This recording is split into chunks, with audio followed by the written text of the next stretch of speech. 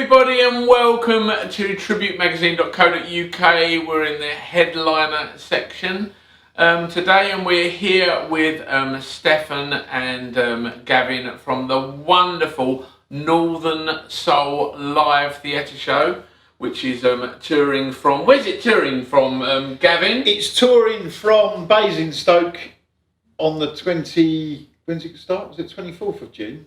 24th of June, I think.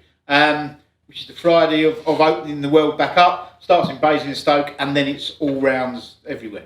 Fantastico. So, tell us a little bit about the theatre show, because it didn't start as a theatre show, did it, Gavin? No, it didn't. It started as a... actually, the band started many years ago just as a mod covers band in the scooter scene, really, and then it developed into sort of more doing sort of stuff on the mod scene and still on the scooter scene, developing more into the Northern Soul scene, but then it's kind of gone round to lots of different music venues and various different places, and now has turned round to being on the theatre show circuit as well. So how long was that process, would you say? It's probably, I've been in the band 8 years, so it's probably about 10 years it's taken to get there. Right, okay. So now you've reached the heady heights of the UK theatre scene. We're here. You're here. Wonderful. So what can people expect from your show that they necessarily wouldn't get in other similar shows? I think it's the personal connection, actually. I think it's our personal connection with Northern Soul. In fact, we're all into Northern Soul, and we've played on the Northern Soul scene, and we've worked with an awful lot of the original Northern Soul artists as well. So I think our show against other shows really brings that more personal experience. And you know, a lot of the numbers that we play, we have a personal relationship with the artist. So therefore, it's really about our personal journey, I think, over the last sort of 5 years since we've been working with the original artist. So yeah, I think ours inputs more of a personal journey and our association with Northern Soul and the artists and their music, which is what created Northern Soul. I think the fact that we've basically been honing the music and honing the sound that we create as a live band with live gigs all over the country for the last, well, for myself, 5 years. And we're just taking that sort of refined sound now onto a bigger stage. Different stage, yeah. Yeah, exactly. So Stefan, how did you, were you in the production from the start, or did you kind of come in at a certain point? I came in and joined the Signatures, sort of, you'd been 3 or 4 years as a band before I came in. And sort of, once I started, we sort of just went on a roll from there, and it, you know, the band and the music kept progressing year on year. Mm-hmm. And then, yeah, we sort of involved in the sort of curation of the theatre show, right. Really, and that was exciting, having a slightly, it was a different project to work on, wasn't it? Yeah. And we had the chance to sort of to work out, you know, the track listing and how we're going to run through the songs and what the sort of story of the show is, and how we take our audience on a journey of where ourselves as a band have played with a lot of the artists whose music we're performing. So it's nice to be able to take the time in between some of the songs to have a chat about some of these artists that we've had the chance to work with. Yeah. And I think that's, again, what Gavin was saying, makes it such a more personal experience for the audience as well. Yeah. Because I think they can be comfortable and confident that us as performers have worked with these original singers as well. So was it just you two guys that wrote it, or was it a whole band thing, or was it a collective? I think it kind of bases around what we do anyway, when we're not in the theatre shows, when we're doing festivals and you know, Northern Soul nights and what else. So it kind of still keeps the same sort of format. We always, as a band, we tend to work where we have guest vocalists come on. So with the theatre show tours, we're with Lorraine Silver. And Lorraine Silver had a big song at the Wigan Casino back in the 70s, a song, Lost Summer Love. Just explain to the listeners about the Wigan Casino a little bit. Maybe they don't know about that. Northern Soul in general. So Northern Soul was an underground dance movement that was in predominantly the north of the country back in the 1970s. It was based around dancing, but it was about rare American soul music, basically rare American black soul music predominantly. So yeah, it's really rare material that no one's ever heard of, and to be honest, a lot of the artists that you've never heard of as well. But the lovely thing about the artists that we work with is that take Sydney Barnes. Sydney Barnes is a very well respected artist on the Northern Soul scene. But if you actually look into his history of music, he was like, he used to run the New York office of Motown Records. He worked directly for Mrs. Goldie, and he was a producer for him, a writer for him. He worked with artists that you just wouldn't believe. He was. He was with George Clinton and Parliament. And George Clinton's his best friend. You know what I mean? It's like still now, and the history he had as a musician, producer, and artist is just incredible. I mean, he was there back in the day of when music was really, really popping to be good. And you guys have played with Sydney Barnes? Yeah, we toured with Sydney when he came over in the UK. So, and that's what I say. It's the thing about what we do is, as much as Northern Soul is about dancing and it's about rare records and rare vinyl records, predominantly that is what the scene is about. We tend to approach it from a slightly different way of more the artists whose music got accepted or taken by the Northern Soul scene, and we really pay more credit to those artists because a lot of them as artists are unknown. But when you actually look into their music history and what they were doing, working with the Jacksons and the Supremes and all these big names at the time, where they were in music history is just mind blowing, and that's the thing about it. So Sydney Barnes, a lot of people have not heard of in terms of his music, but if you actually look at his career, like he was a main face and the main person in that American black music history of the 60s. But these are obviously, the Northern Soul hits for him were his solo songs that were written over there that weren't picked up really by anyone or anything like that. They were really sort of, unknown songs. And then he'd come over to this country where the Northern Soul scene picked up those records and he'd be loved and adored by these people. But for his solo records, really, he wouldn't have much sort of scope and success over in America with that. So did when he went back to the States, and obviously those records became fairly big over here, when he went back to the States, was he still loved and adored, or did they not know who he was? Not particularly. Right. There's an artist who unfortunately passed away a short while ago, which is really sad and us all because we've become really good friends with him, Nolan Porter. But Nolan Porter had some, he made the album, had a record deal basically back in the 1970s, early 1970s. Fantastic album, but nothing ever happened with it. The Northern Soul scene found one of his songs because it was about finding rare music. What was that song? That was If I Could Only Be Sure. Yeah. So that was played on the Northern Soul scene for years and years and years. Nolan still didn't know anything about it. So Nolan's in America, got a normal life now, no longer a musician, not knowing that in the UK there's this massive scene that thinks he's an absolute amazing artist and his songs like one of the best songs ever. He didn't find out about that until the 1990s. Really? And it'd been like 20 years he's been amazing star over in the UK in terms of amazing star on the Northern Soul scene. He's known absolutely nothing about it at all. And then in the 90s, someone actually found him, and then he suddenly realised that he was he had musical credibility in the. So he missed the whole thing of driving down the road in the Cadillac and people loving him. Just didn't have any of that. And he didn't know anything about it. And That's incredible. Up until a couple of years ago, when he came over a couple of years ago to perform with us, which was amazing, it was still blowing his mind. Really? He'd come over. We played a gig, I think in Southend. And one of the fans sort of came up to him afterwards and had like a tattoo of his lyrics on his arm. And he just couldn't believe it. He just couldn't understand why this song that he wrote that he didn't realise had anything in the 70s was now, someone's come up to him with their lyrics on his arm. How do you even know that song? Crazy stuff. But sorry. So there's a funny story actually just going to Lorraine Silver, who obviously we're doing the theatre show tours with. And so you asked about the Wigan Casino. The Wigan Casino was one of the largest Northern Soul clubs that was based up north. Russ Winstanley was the original DJ and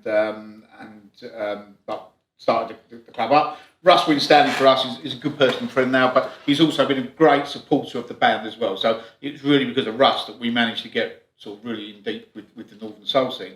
But Lorraine Silver, she had a song back in the 1970s, Lost Summer Love. But again, same thing. picked up on the Northern Soul scene by Russ, played at the Wigan Casino. She didn't know anything about it. She didn't know anything about this song that was being picked up by the Northern Soul scene either. And the funny story on this actually is that Barry Collins, Mr. Theatre Show promoter, wonderful legend for the show. Obviously he was our promoter for the show. Barry Collins used to supply all the acts for the Wigan Casino, so he's known Russ since the 1970s. Big friendship. And Russ was talking to him one day about artists and whatever else, and Russ said, we'd really like to find this Lorraine Silver. We've never been able to find Lorraine Silver. And Barry Collins then turned around and said, that's my wife. That turns out, she's in the car. This artist that Russ has been looking for years as Lorraine Silver, that's amazing, was actually Lorraine Collins. It was Barry Collins' wife. Absolutely fantastic. What hence why we're working with Lorraine and what's Barry. So when people come to the theatre show, they really are getting the most authentic side of Northern Soul. That you guys are clearly into it. That history, all about it. So it's not someone's gone, I know, it's a great idea for a theatre show, let's put this together and find out about it. You guys were the guys and then put the theatre show around. Absolutely. So we're into Northern Soul. I mean, I've been into Northern Soul since 1986. We're into Northern Soul. We play with the Northern Soul scene. We still play on the Northern Soul scene. We travel all around the country playing on the Northern Soul scene. We work with all the original artists, and we've worked with the biggest, and a lot of them. So yeah, we're really into Northern Soul, and that's the big difference between us and other shows that seem to be starting to appear. We are into Northern Soul. Yeah. It's not just paid musicians that are just put shows together. I think I get the question a lot, being quite a young guy. I'm 27. I thought he was 11. The fact that how are you connected with Northern Soul? What's your thing with Northern Soul? You're too young. You went there in the 70s. I wasn't. I grew up listening to it. Yeah. My dad used to DJ up in Leicestershire, and I grew up listening to all this music. So it's great that it's kind of come full circle that I'm now performing it and working with these artists that my dad, was adored when he was younger and in the scene. Yeah, wonderful. And also, obviously, listening to your voice is very authentic. When I listen to your voice, and please don't take this disrespectfully, it's actually a respectful thing. I didn't marry the voice to yourself as a person, and it's like, this voice is just off the scale, and it's so authentic. But now you speak about your relationship with your dad, and your dad obviously DJing this kind of music. You can tell that you've grown up with it. You can't learn that authenticity. It just doesn't. Yeah. You have to live it. It's all I listen to, really. Yeah. If someone comes around my house, the chances are that I've got some soul music on, or I've got some sort of 70s, 80s soul on, and I think what's great is also the side of it of obviously been working with these amazing artists, but for me to learn from them specifically as a performer and as a singer. I get the chance to watch their stagecraft, to learn how they take these songs, how they sustain their voice for a set, because at the end of the day, it's all up-tempo for 2 hours, isn't it? It's all up-tempo soul kind of dancing music. So was it brandy? Is it brandy that makes them sustain their voices? Lots of brandy. Yeah, sometimes. Yeah, sometimes. Tommy Hamlet's about 60 fags a day. Yeah, which it just blows my mind. It just blows my mind that this man. Of course, we're not endorsing in any way, shape, or form cigarette smoking. He had the most heavenly voice with the flamingos in the 50s, and then have this power as well. But still, his voice sounds clean, and I just don't understand. But I just learning from these guys. It's like I said, 2 hours of hard work on the voice. It's not easy, and it takes a stamina to sort of build up and learn. But learning from the best to be able to do that. So Stefan, which format do you prefer? Do you prefer a kind of a hot, sticky gig, loads of people shouting and hollering, or do you prefer the much more subdued ambience of the theatre? It's a really tough question because I genuinely really like both, and I think I enjoy the theatre stuff because it's kind of a bit newer and a bit fresher and something that I haven't experienced as much of recently. You know, I there's nothing better than a sort of a hot, sticky, sweaty gig where, you know, especially with this kind of music and everyone's dancing and there's a vibe in the room that I don't think you know, it's great. But then the theatre show is just so different. You get a chance to sort of, I don't know, I feel like I really can explore the music a little bit more. I can tell the story to the audience and I can kind of feel like there's a different energy.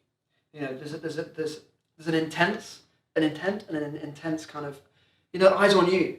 You know, whereas sometimes in a music venue everyone's sort of losing it a little bit. They're around, you know, experiencing music, but there's a different kind of feel on stage, which I kind of enjoy the power of a little bit as well. You know, it's the front man in both, but it's a kind of different kind of front man sometimes. Yeah, it's quite clinical.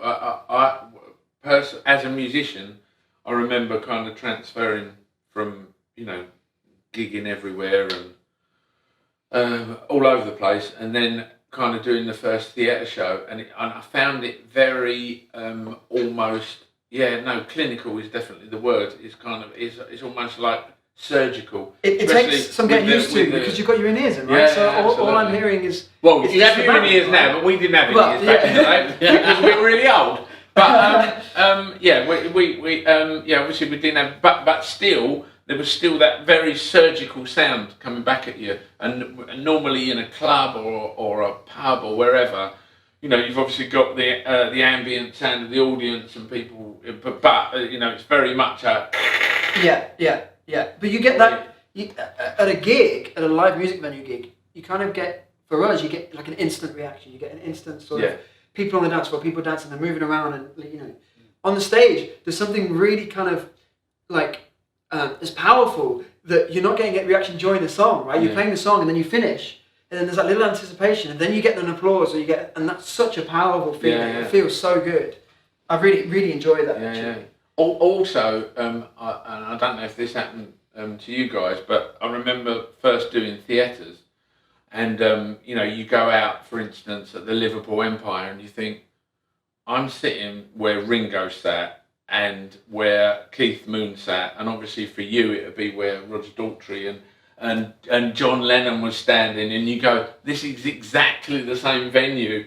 It's just crazy, isn't it? Yeah. When you think, and I definitely got that from personally, and I just wondered if you guys had experienced that. I definitely got that from the building itself. They've got a lot of energy. You can feel the history. You can really feel, and I don't think you can ever take it for granted that you're actually on that stage performing to however many number of people. You know, it's a privilege. Yeah, it really is. Other theatres are available. I just picked the Liverpool Empire as an example. But especially with historical theatres and venues, you know, you can really feel it. As soon as you walk in, there's something really powerful in sound check when you're just performing to an empty, beautiful theatre. It's absolutely. And obviously the acoustics as well, they're all so different. When you've got your in-ears, I mean, that's not probably necessarily the case, but definitely when you're kind of hearing it out front, it's they've all got a certain magic about them. I absolutely adore them. They're all unique, right? Yeah, which is special. So guys, you have a new album. Do. Fantastic. What is the title of this wonderful new album? Run for Cover. Run for Cover. Fantastic stuff. Where can people get it and when? When isn't actually decided yet. It's probably going to be released for pre-order beginning of May, and then probably mid-May it'll be out on digital platforms. The vinyl version is in production as we speak, because of the obviously current situation. Production times have been a little bit delayed on vinyl, but we expect to get that back probably the end of May, sort of beginning of June. So, brilliant stuff. Be available. Follow the social media, the website, everything else, and you'll see when it's coming out. Wonderful stuff. Great album. There'll be links on this video. So it's a fantastic album, which is very well produced. Very, very well produced. So well produced. Producer we had was off the scale. Really? Yeah. Fantastic. Well, Absolutely. Well, I'll just tell you, I produced it. And I loved every minute of it. It was fantastic. I was honoured to produce such a wonderful record. I mean, it really is. I absolutely loved working every single second of it. Great playing, great songs, great vocals from this gentleman here. It was absolutely fantastic. So it was a joy to work on. So guys, how did you pick the songs for the record? Because obviously they're cover tunes. And how did you go? What was the process? We wanted songs that we enjoy playing the most, I think. And initially we recorded there are 10 songs on the album, 10 tracks on the LP, and we wanted to. Well, we recorded about 15, 16, I think, and decided which ones sounded best. And we went for tracks, tying into the, working with these original artists that we've been talking about. We picked some of the tracks by those artists as well, and some of the tracks that we hadn't necessarily performed with them, but I'd never sung them before. Right. So it's quite nice to sort of learn some of the music through recording the album as well, which is fun. And then I think the songs have turned out. I think we made the right choice. Yeah. I think because this is rare soul as well. A lot of these songs haven't had great commercial success, so a lot of people don't know the songs. I think we've also taken a view of, because we do them in a slightly more modern way, keep authentic, but we keep a more slightly modern approach to it. So it's really picking out which numbers we felt could have a new lease of life as well. With a fantastic vocal, only 28 years old, it was kind of like, what numbers can we bring back to the surface from old that are unknown, and to maybe something that's fitting within a sort of a modern day market. Obviously with a much younger vocalist on them. So yeah, there's a few different reasons why we picked this. I think. So do these songs feature in the show as well? They do. So there is a crossover, and is it available at the show? It will be available in physical CD, vinyl at the show. Yes, it will be on the merch stand once they've arrived, obviously. So I think we kick back on the 24th of June. Yeah, it might be here by then. So Basingstoke might not get the the album, well, not on vinyl anyway. But every show from there onwards will probably have the vinyl option as well. But the CD versions will be at the show. It is so cool having a 12-inch vinyl LP of our music. I think it's just so cool. Maybe that's just me from a younger generation. No. I think it's brilliant. I've got a little burgeoning collection at home, and it's just, I don't know. There's something physical that I just love about the vinyl. And I probably, producing it, the sound of vinyl. Listening to it, it's so much better quality than even a digital sound. Yeah. There's a lot of information, but I think also there's a huge vinyl resurgence at the minute. Because it's true. It is. It definitely is. It's a massive vinyl resurgence, and obviously, modern technology with preamps, etc. Without getting too technical, but the reproduction is stunning, and it's completely different to listening to the CD experience. Not saying that the CD experience is not a great experience, or the digital experience. But there's definitely something about vinyl which is magical. I've always thought that. Yeah. So I'm going to put you on the spot now. What is your favourite record on the album? What is the favourite track? I've got two. You're not allowed to. Just one. Just one. You're not allowed to. Just one. There's only 10. How can my favourite track is the first track, A Little Bit Hurt. That's my favourite track. But the other one that I really, really liked is the last one, which is Turning My Heartbeat Up, which is my favourite Northern Soul track ever. And since my time in the band for the last 8 years, the Signatures have always finished their set on that number. So giving it away a little bit, is that the last track in the theatre show? That is the last track in the theatre show, yeah. Unless you're clapping and then we get them gone. Yeah. It's the last one in the set. Honest. So, Stefan, is that your favourite song as well? Or? No, my favourite song on the album is a song originally by the Carstairs called "It Really Hurts Me Girl." I think just because I just love singing it. It's a really challenging high vocal, but I just love doing it. It's not like anything else I sing, I don't think, which I think is why I enjoy it. It's a belting tune. I mean, they all are, to be honest. But it's. I can vouch for how high it is. When I was producing it, I thought, this is really high. And I tried to do it myself. And I thought, no, it's in the gods. Definitely not. But Needs to be Stefan Taylor again. Yeah, no, absolutely. But I mean, big up. You know, it's absolutely. You know, the vocal on that record is just stunning. You know, one of the best vocals I've ever worked with. To be perfectly honest. Thank you very much. So Gavin and Steph, thank you so much for joining us today. Wish you all the very best with the tour and the album. I'm sure it will absolutely go stratospheric. Did you like that word, Gavin? Big word. Big word for a drummer. Big word for a drummer. Yeah, exactly. If you want to see the main content, please go to tributemagazine.co.uk. Have a look. We've got everything there. It's got all the links to the videos. It's got all the links to the album. It's got all the links to whatever you want. Obviously, subscribe, please, to this channel for more of this wonderful content. Thanks very much. Bye, guys. Cheers. Don't forget, if you like this video, please hit the subscribe button for all the latest videos, competitions, tour dates and much, much more.